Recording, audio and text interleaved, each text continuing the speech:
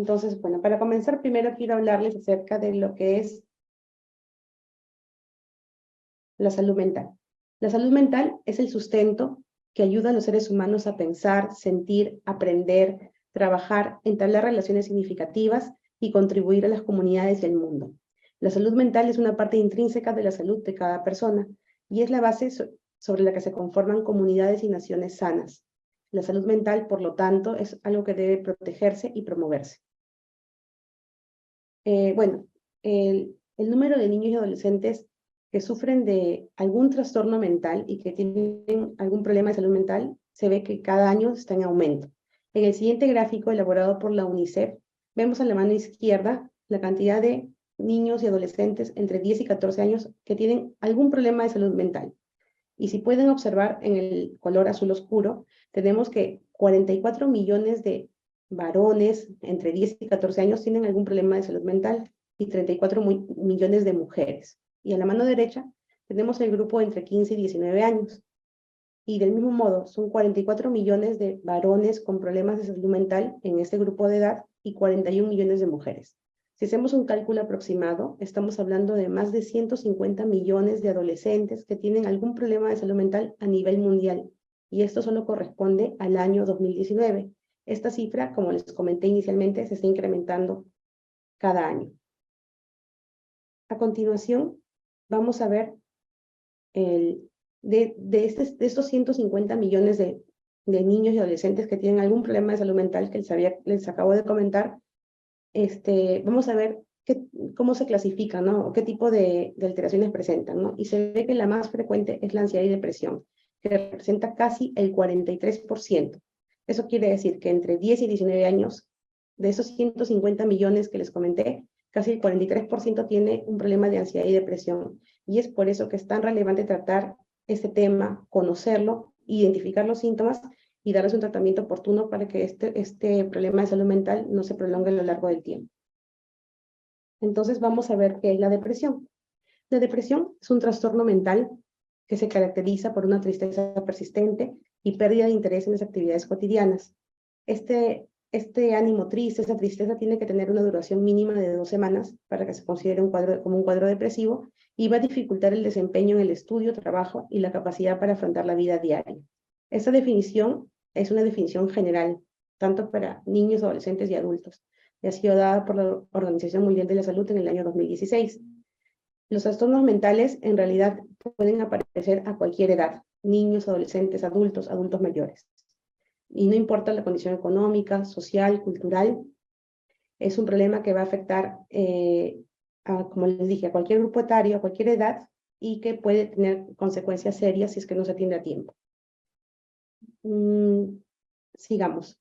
En cuanto a lo que es depresión infantil, es aún más importante porque la depresión en niños y adolescentes va a afectar, va a tener un impacto sobre el desarrollo y crecimiento personal a nivel de rendimiento escolar y la relación de los niños y adolescentes con sus familiares y con sus compañeros, sus pares.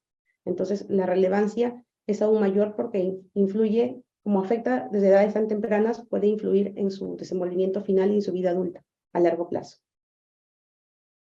Ahora voy a hablar acerca de lo que son los factores de riesgo o factores protectores. Es importante recalcar que los niños y adolescentes se van a ver influenciados por lo que ocurre en su entorno, ¿no? Todo lo que ocurre en su entorno, las experiencias de su vida van a influir en ellos. Y muchos eventos, por ejemplo, ¿no? La relación con sus padres o cuidadores, el entorno en el que se encuentran en la escuela, sus compañeros, que son los pares, son los compañeros, pero también las situaciones que afectan a las naciones y las comunidades, enfermedades, guerras, conflictos, situaciones de pobreza, todo eso va a influenciar en que un niño o adolescente tenga un mayor riesgo de tener o no depresión. Estos 3 factores que están acá mencionados pueden ser factores de riesgo o factores protectores. ¿Eso qué significa? Que cuando se dan de la manera apropiada pueden proteger la salud mental del adolescente y del niño, pero si no se desarrollan estos 3 factores que están acá comentados de la manera adecuada, pueden perjudicarlos y ponerlos en mayor riesgo. Y vamos a hablar de cada uno de ellos. Primero voy a hablar acerca de los cuidadores, las madres, los padres y los cuidadores, que a veces, en algunas ocasiones sabemos que no están los papás, pero son los abuelitos, los tíos, o alguien que se encarga, a veces incluso ni siquiera es un familiar de sangre, porque se da a veces esos casos, ¿no? Que no es, y es no sé, el cuñado u otra persona ajena, pero finalmente quien se encargue del menor va a tener una influencia y un impacto en su vida. Entonces, la crianza en un ambiente que satisface las necesidades básicas de un menor y fomenta el apego, da protección y juego, va a contribuir de manera positiva para el bienestar emocional. Entonces, familias funcionales, donde se dé mucho amor, donde las personas se lleven bien entre ellas, van a ser factores protectores. Entonces, esa familia va a ser protectora para la salud mental de ese menor. Sin embargo, si tenemos un entorno familiar negativo, ello sí puede ser un riesgo para la salud mental de niños, niñas y adolescentes. Y los ejemplos más clásicos de ello es cuando hay disfunción familiar, ¿no? Problemas entre las parejas, o a veces la pareja se lleva bien, pero hay problemas con los abuelitos, con los tíos o con otros miembros de la familia. Entonces, la familia, específicamente los cuidadores, los padres y las madres, van a ser factores protectores siempre que se mantenga un hogar funcional, pero van a poder ser un factor de riesgo para el menor si es que no se dan las condiciones para que el niño se desenvuelva de manera adecuada. Ahora voy a mostrarles qué pueden hacer los padres, madres y cuidadores para fomentar la salud mental. Lo primero que se debe hacer y que se recomienda es dejar atrás los estigmas. Eso quiere decir que no debemos pensar en general, todos nosotros, que la salud mental corresponde de repente a los que están mal, a los que están enfermos. No, la salud mental nos involucra a todos, porque como les dije al inicio, la salud mental es parte fundamental de la vida de cada persona. Entonces todos debemos estar preocupados como seres humanos de fomentar la salud mental en nuestras familias, con nuestros compañeros de trabajo y donde sea que nos desenvolvamos. Luego tenemos que estar alertas los padres, ya enfocándonos a los padres. Tenemos que estar alertas a los cambios, ¿no? Padres, madres y cuidadores. Por ejemplo, una señal de alerta puede ser que un niño o una niña que antes era extrovertido tenga un cambio abrupto y de repente esté callado, deje de jugar, se aleje de todos. Entonces, otra recomendación para que la familia sea un factor protector es que esté alerta a los cambios. Otro indicador positivo que nos va a ayudar a que la familia fomente la salud mental es que se aprende a identificar las opciones para recibir orientación. Se sabe que el apoyo temprano es crucial para una buena salud mental. ¿Eso qué quiere decir? Que si intervenimos a tiempo, podemos de repente evitar problemas más serios. En nuestro país existen varios centros de ayuda, por ejemplo, la línea 113, que es una ayuda del Ministerio de Salud, por teléfono. También existen, y eso es para el año 2021, 203 centros de salud mental comunitarios y 54 hogares protegidos. Entonces, ¿esto qué quiere decir? Que hay lugares a los que podemos recurrir si creemos que nuestros hijos están en riesgo de tener depresión y podemos de esta manera fomentar su salud mental. Y finalmente los padres también, ¿cómo pueden ayudar? Involucrándose con las escuelas y pidiendo, solicitando a las escuelas que fomenten iniciativas para mejorar la salud mental. El siguiente ámbito importante es la escuela. Como les comenté, puede ser un factor protector si se dan las condiciones apropiadas y tenemos que buscar aquello, o puede ser un factor de riesgo si es que no se dan las condiciones correctas. Las escuelas son entornos en los que se ofrecen oportunidades de desarrollo educativo y de comportamiento. O sea, la escuela nos ofrece educación, efectivamente, no en el área académica, matemáticas, ciencias, todos los cursos, pero también nos da un entorno donde se moldean los comportamientos de los chicos. Es una comunidad donde el estudiante va a poder desarrollar una serie de competencias para la vida. Entonces, si se da de manera positiva, ¿no? Si la escuela es un lugar seguro, donde no hay bullying, no hay maltrato, el adolescente va a estar protegido. Sin embargo, si la escuela no cumple esos requisitos, también puede ser un factor de riesgo, ¿no? Y, por ejemplo, ¿no? Hay colegios, ¿no? Donde los chicos sufren acoso escolar, o sea, bullying, discriminación, presión de los compañeros y estrés. Y en esas circunstancias, la escuela no es un factor protector, sino un factor de riesgo para desarrollar un problema de salud mental y depresión. ¿Y qué se puede hacer? Y esto dirigido más que nada a las escuelas y nosotros para que tengamos conocimiento. Las escuelas deben promover entornos de aprendizaje seguros y atractivos, donde los chicos puedan desarrollar habilidades sociales y resiliencia. O sea, la escuela tiene que ser un lugar seguro. La escuela no puede ser un lugar donde a mi hijo lo empujaron, a mi hijo de repente lo insultan, lo tratan mal. Si la escuela tiene esas características, no es un lugar seguro para mi hijo y no debería estar en un entorno donde lo pongan en mayor riesgo. La escuela también debe proporcionar plataformas de orientación, de ayuda en salud mental. La escuela también, así como los padres, les dije, ¿no? Los padres tienen que ver la manera de llegar a la escuela y solicitar que se fomente la salud mental. Del mismo modo, la escuela tiene que reforzar sus relaciones con los padres y fomentar el desarrollo intelectual y socioemocional, estableciendo comportamientos saludables.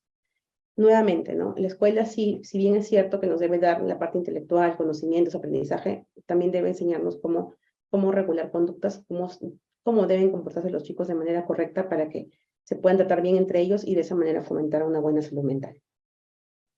El tercer factor de riesgo o protector, dependiendo cómo se dé, es la relación con los pares. La relación con los pares se refiere a la relación que se da entre el niño, adolescente y sus iguales, ¿no? Los chicos que tengan la misma edad. Pueden ser amigos del colegio, pero también pueden ser del barrio, ¿no? De otros entornos.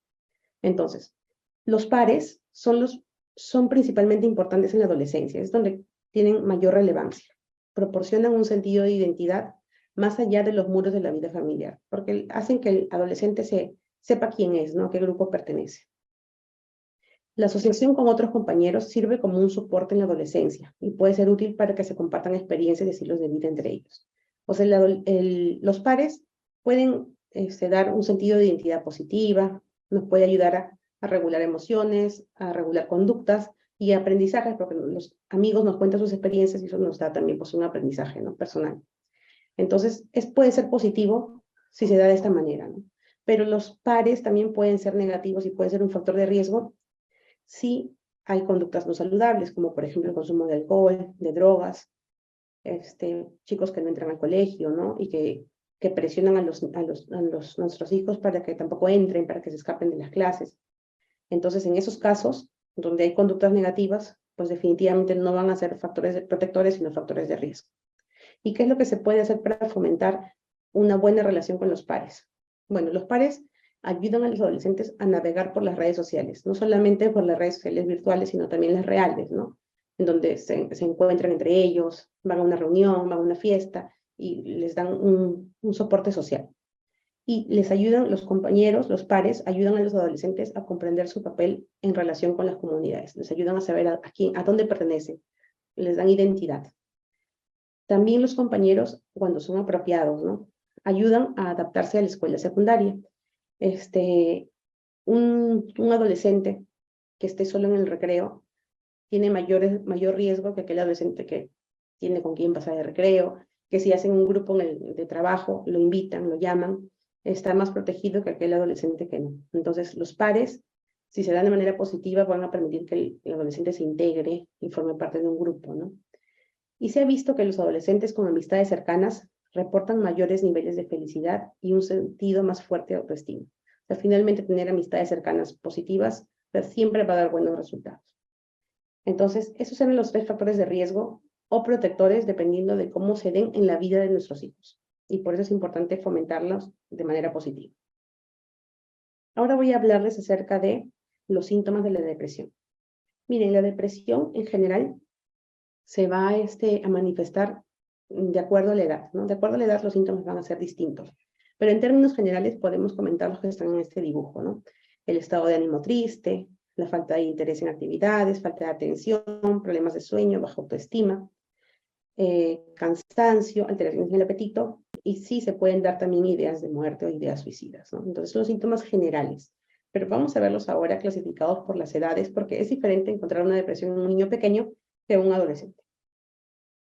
Entonces, tenemos primero los niños menores de 7 años, o sea, niños que de repente 5, 6, 7 años. En ellos el síntoma más frecuente va a ser la ansiedad.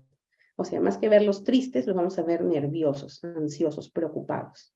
En esta edad es frecuente que haya irritabilidad, rabietas, llanto inmotivado, quejas somáticas, significa dolores de cabeza, dolores de barriga, ¿no? O sea, que se quejen con el cuerpo, pero de un problema emocional. Pérdida de interés por los juegos habituales, cansancio excesivo o más bien que estén extremadamente inquietos.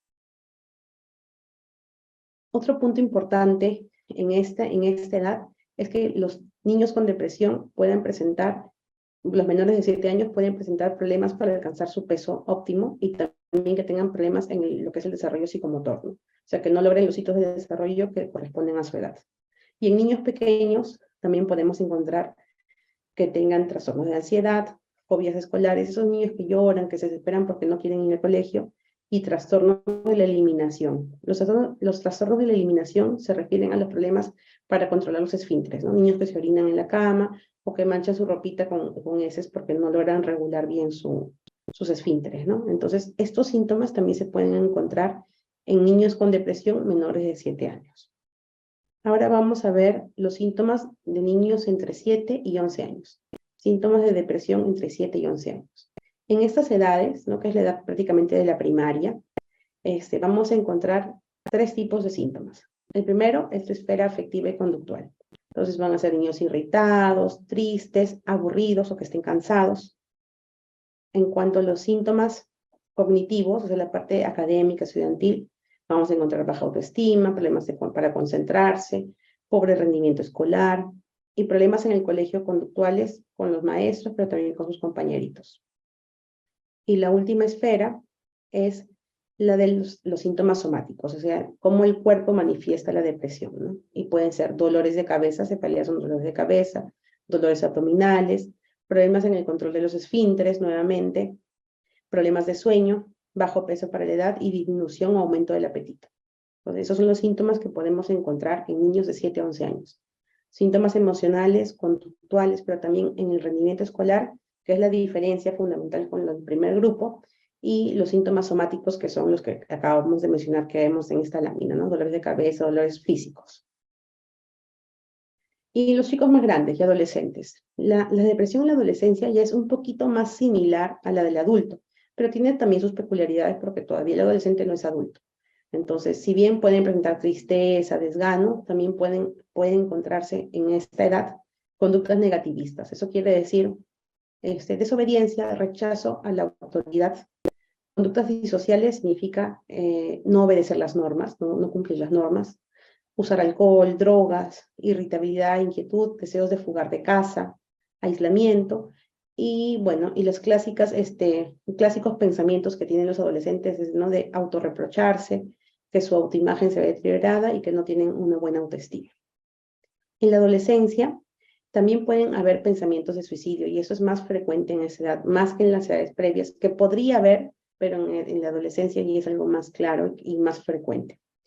Y se ha visto que la depresión en adolescentes, sobre todo en adolescentes, tiene una alta coexistencia con otras enfermedades, con otros trastornos de salud mental, como por ejemplo problemas de atención y concentración, problemas de ansiedad, abusos de drogas y trastornos alimentarios como anorexia y bulimia. O sea, se ha visto que a veces coexisten ambas patologías, sobre todo en la edad de la adolescencia. Entonces, como acabamos de ver, los síntomas van a ser variables y van de acuerdo a la edad del niño, ¿no? Entonces, si tenemos niños más pequeños, los síntomas son más conductuales, más irritabilidad, niños, y conforme los chicos van creciendo, ya tenemos de repente más tristeza, mayor ideación suicida, como es en la adolescencia. El diagnóstico es clínico. ¿Qué quiere decir que el diagnóstico sea clínico? Que no existe ningún análisis de sangre, de laboratorio, que nos dé el diagnóstico. El diagnóstico se da mediante la entrevista clínica, que es lo primero que vemos acá. La entrevista clínica, durante la entrevista, el médico, bueno, va a evaluar tanto a los padres como al menor para determinar si haya habido algún evento que haya podido desencadenar, ¿no?, algún estresor, una situación estresante que haya podido desencadenar sus síntomas depresivos, por ejemplo, separación de sus padres, bullying, acoso escolar, ¿no? Que algo le haya pasado. Entonces, en la entrevista se tiene que determinar qué es lo que le ha originado, si existen otros antecedentes de cuadros previos en el menor y si hay antecedentes familiares también de algunas enfermedades, porque eso también es importante recalcar. La entrevista es la que nos va a dar el diagnóstico, ¿no? La entrevista, el conversar con el menor, con una evaluación, pues, desde el punto de vista de la salud mental, ¿no?, un examen psicopatológico, nos va a permitir determinar el diagnóstico. Sin embargo, también se sugiere que se realicen una exploración física y exámenes auxiliares, pero ello es más que nada para descartar que no haya otra enfermedad de fondo. Algunas enfermedades médicas, el consumo de algunas drogas o algunos medicamentos pueden mostrarse o presentarse con síntomas depresivos sin que el cuadro sea francamente depresivo. Por eso es importante que la evaluación sea completa. ¿Y cuáles son esas enfermedades? De repente algunos papás tienen la duda. Bueno, son las que están a continuación. A veces la anemia, el hipotiroidismo, algunos epilepsia, tumores incluso, ¿no? Diabetes, hepatitis, pueden presentarse con síntomas de depresión. El uso de corticoides, algunos adolescentes que ya usan anticonceptivos por vía oral también pueden presentar síntomas de depresión. Y sustancias tóxicas como el alcohol, cocaína, cannabis, también pueden presentar síntomas depresivos. Entonces, ¿esto qué quiere decir? Que si bien es cierto que el diagnóstico es clínico y que la entrevista es importante, sí tenemos que tomar en cuenta toda la historia del paciente, todos los medicamentos, y los padres tienen que informar eso a los médicos para que consideremos esas otras posibilidades. Finalmente, vamos a hablar acerca del tratamiento. Bueno, en esta lámina les he querido mostrar algunas recomendaciones para los padres de cómo ayudar a sus hijos para mejorar su salud mental. Bueno, primero conocer las causas, hay que conversar bastante con el niño, con el adolescente.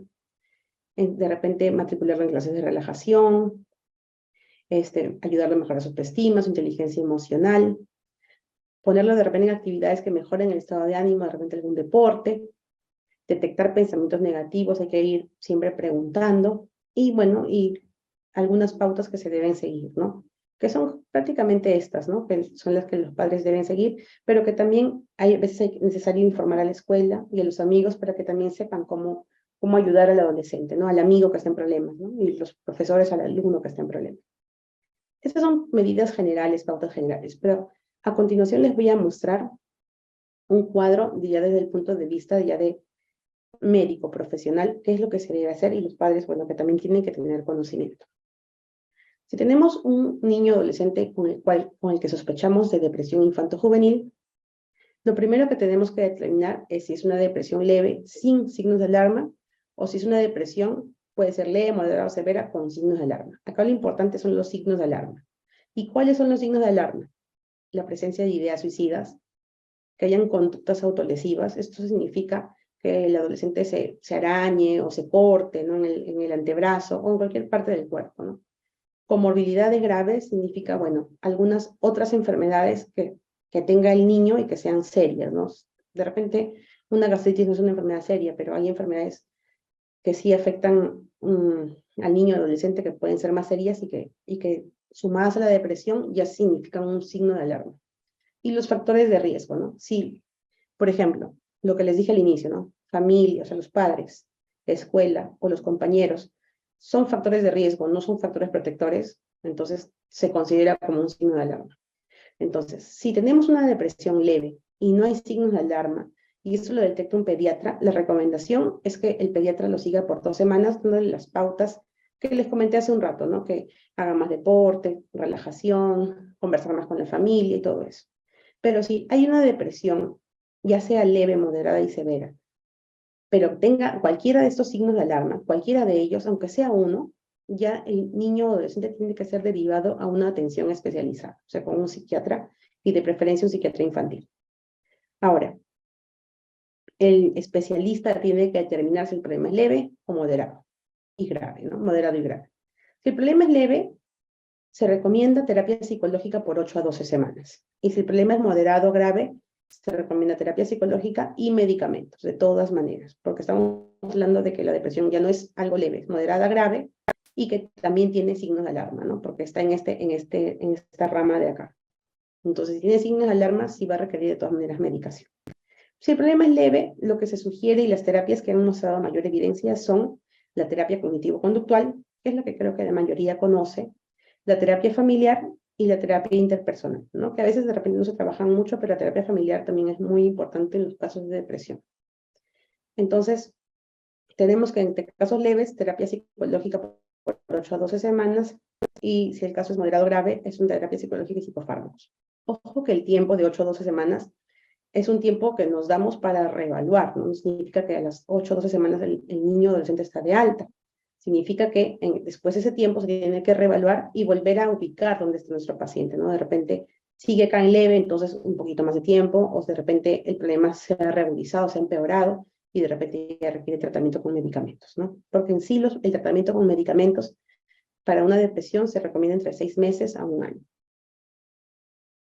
Ahora, ¿qué medicamentos son los que utilizamos? Para también tener conocimiento, bueno, los antidepresivos recomendados para niños y adolescentes son los inhibidores selectivos de la recaptación de la serotonina. Esos son los que tienen la mayor evidencia y la mayor cantidad de estudios y son seguros para niños y adolescentes. La fluoxetina es el que tiene mayor cantidad de estudios. O sea, con este fármaco se han hecho muchos estudios y se ha visto que su uso da resultados positivos, es un medicamento eficaz.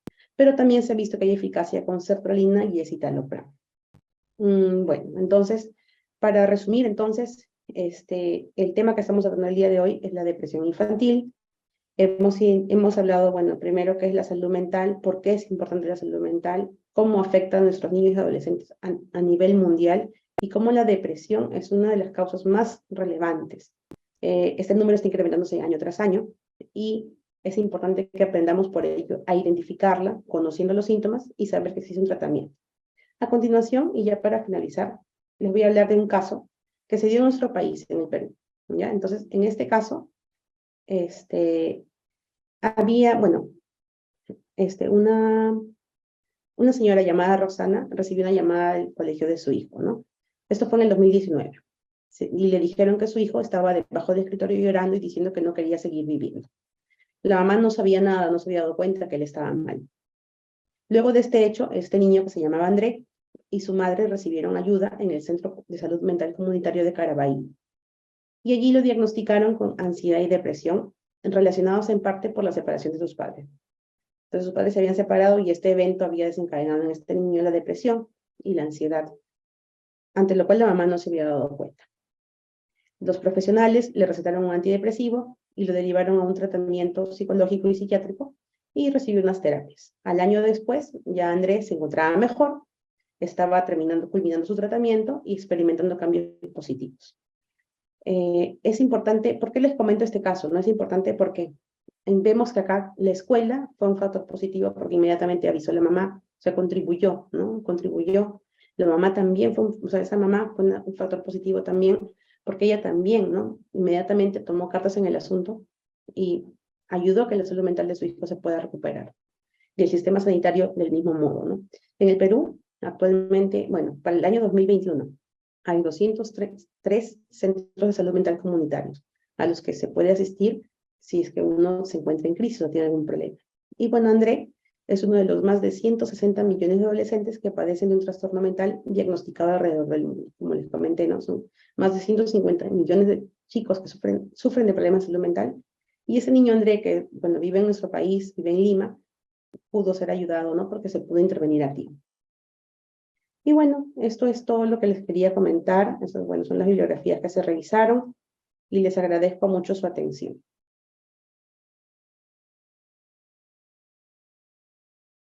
Muchísimas gracias, doctora Marcy. Y ahora sí, vamos a dar inicio a las preguntas para que todas aquellas personas que nos están acompañando ahora puedan resolver sus consultas. Y ya tenemos preguntas, ¿no? Y hay una persona que nos está viendo y nos comenta, ¿no? Que cuenta la experiencia de que su niño, ¿no? Cuando tenía 8 años, escribió en la pared su deseo de no querer vivir. Entonces, el niño ahora actualmente tiene 15 años, no ha vuelto a manifestar, no se ha vuelto a manifestar en relación a este tema, ¿no? Solo aquella vez. Pero cuando acudió al psicólogo, le sugirieron realizar terapia cognitiva conductual, pero la pregunta es, parece que no se hizo, y la pregunta es, ¿cómo deberíamos hacer de repente si es que esto nos sucede un día en casa? Entonces, ¿qué es lo que deberíamos hacer? ¿Cuál es la mejor conducta a tomar frente a una situación similar en la vida de cualquier persona? Bueno, a ver, si estamos con un niño de 8 años, ¿no? Y que escribe en la pared de pronto un día sin ninguna explicación, ¿no? Algo, su deseo de no querer vivir, creo que el primer paso como padres es preguntarles, ¿no? ¿Por qué ha escrito eso, no? Porque recordemos que los niños cuando son pequeños realmente no, o sea, su nivel de conocimiento y de pensamiento no les permite entender que la muerte es irreversible, ¿no? Los niños piensan que, o sea, a edades tan tempranas como 7, 8 años, porque más o menos es el corte, todavía no distinguen bien que la muerte es irreversible, ¿no? Entonces, habría que evaluar bien por qué lo puso, ¿no? O sea, preguntarle al niño, ¿no? La verdad es que ahí es importante la entrevista clínica, como les dije, ¿no? Evaluar al niño y ver por qué lo puso. Y como padres, preguntarles, ¿no? ¿Por qué escribiste esto? ¿Qué significa para ti? ¿Quieres morir? ¿Por qué? ¿Sabes qué significa la muerte, no? Ese es el primer paso. Y si aún así tenemos dudas, creo que sí corresponde acudir con un especialista, ¿no? Con un psicólogo para que le pueda hacer las terapias y evaluaciones pertinentes. Muchísimas gracias, doctora, por la... Y otra pregunta que nos hacen y que nos están haciendo actualmente es la siguiente, ¿no? Em, la depresión solo se trata con medicación, y yo creo que usted lo explicó bien, pero nos han hecho la pregunta, es ¿con medicamentos o con psicoterapia? O de repente con ambas, ¿no? ¿Cuál debería ser el tratamiento ideal para un niño o adolescente que está con depresión? Ya. Como lo habíamos comentado, de repente no quedó muy claro. Es importante determinar primero si hay signos de alarma, ¿no? Si hay ideas de muerte, si hay conductas de autolesión, o sea, que el mismo adolescente se lastime, ¿no? Se corte, se la arañe, se lastime. A veces también se golpean incluso. Si hay alguna otra enfermedad seria que sufra el niño adolescente y si hay algún factor de riesgo, ¿no? Si de repente, no sé, en el colegio le hacen bullying o los amigos consumen drogas y lo presionan, ¿no? Entonces, si hay algún factor alguno de esos que acabo de mencionar, eh, tiene que, de todas maneras, el niño ser evaluado por un especialista, ¿no? Por un psiquiatra. Y el psiquiatra va a determinar si el caso es leve o moderado y severo. Si el caso es leve, se puede manejar solo con psicoterapia.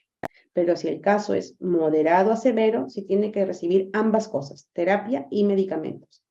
Pero volviendo a la pregunta, o sea, ¿siempre con medicamentos? No, la respuesta es no siempre es con medicamentos. Si el caso es leve, se puede manejar con terapia. Gracias, doctora. Y hay una pregunta en relación, ¿no? El niño ha sido diagnosticado de depresión, entiendo que tiene que recibir medicación por la pregunta que nos hacen, pero uno de los padres se niega, ¿no? No desea que mi hijo tome medicamentos frente al diagnóstico de depresión. ¿Cómo podemos lidiar, ¿no? Entre parejas, entiendo que una de las parejas está de acuerdo y la otra no, para poder avanzar en el tratamiento de este niño? De repente usted tiene algún consejo para esta familia frente a esta situación. Bueno, la verdad es que el profesional da la indicación, ¿no? O sea, dice, esta es mi recomendación como profesional de acuerdo a la evaluación que he realizado, ¿no? Y si de acuerdo a esa evaluación se ve la necesidad de dar un medicamento, el médico lo va a indicar. Sin embargo, ya es decisión de los padres ver si ellos, pues, deciden en conjunto o no dar la medicación, ¿no? La verdad es que lo ideal sería que ellos conversen y lleguen a un acuerdo, ¿no? Vamos a poner el ejemplo que ambos padres no quieren medicación. Uno como médico tampoco les puede obligar, ¿no? A menos que la vida del menor esté en riesgo, porque cuando la vida del menor está en riesgo, ahí sí pues ya hay medios legales para los que uno puede recurrir. Pero si la vida no está en riesgo y realmente de repente es algo leve que puede mejorar, o de repente, no sé, vamos a ponerlo mediano, no tan severo, de repente se le puede dar un tiempo con terapia y si es que ya pues se ve que no hay una mejoría, ya darle la medicación, ¿no? Se trata un poco de conversar, pues, ¿no? Pero los padres tienen que ver la manera de llegar a un acuerdo, porque uno como médico no puede pues tampoco presionar o obligar, ¿no? Tampoco eso no se puede, ¿no?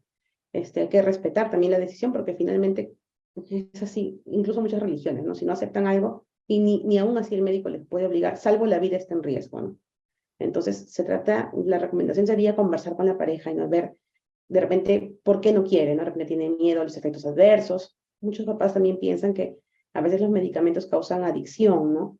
Entonces, de repente, aclarar esas dudas con su médico para que ya no tengan ese temor y darle el tratamiento más apropiado para su niño. Gracias, doctora.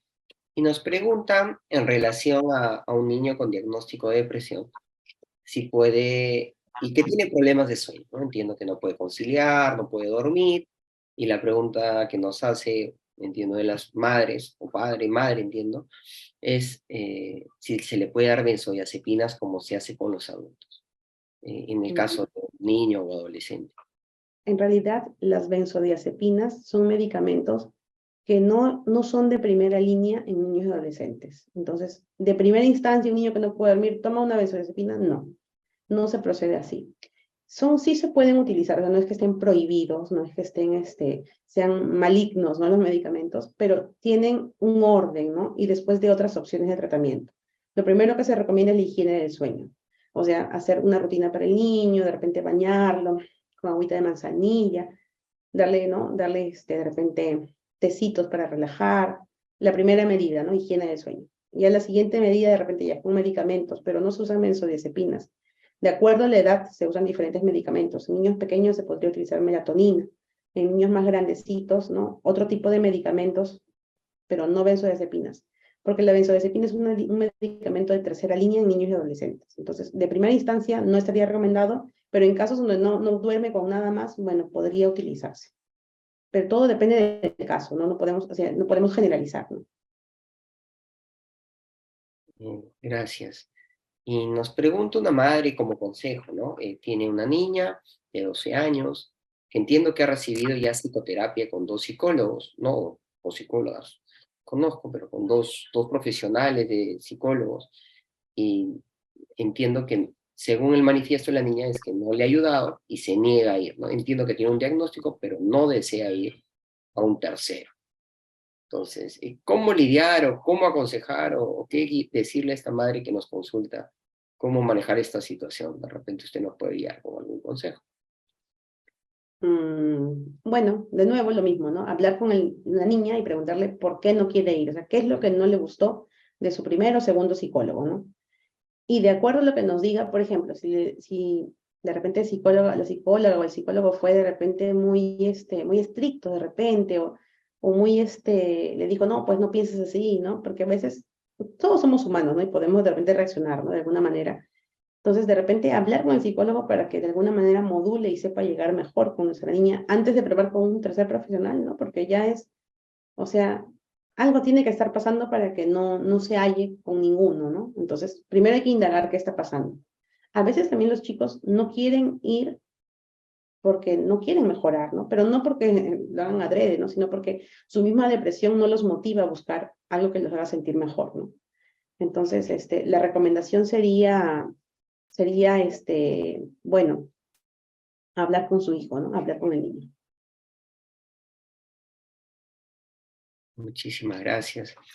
Y hay una pregunta que de repente es un consejo, ¿no? Dice, ¿cómo hacer cuando un adolescente le dice a otro, entiendo que el padre, el hijo le ha contado que su compañero pues le ha manifestado este deseo de quererse suicidar? Entonces, ahí, ¿cuál debería ser, qué consejo se le da de repente, ¿no? Yo como padre tengo un hijo y mi hijo me cuenta esto, mi amiguito, mi compañero de salón me dice esto. Entonces, ya el padre se siente en cierta responsabilidad frente al compañero. ¿Qué consejo se le puede dar a este padre frente a esta situación?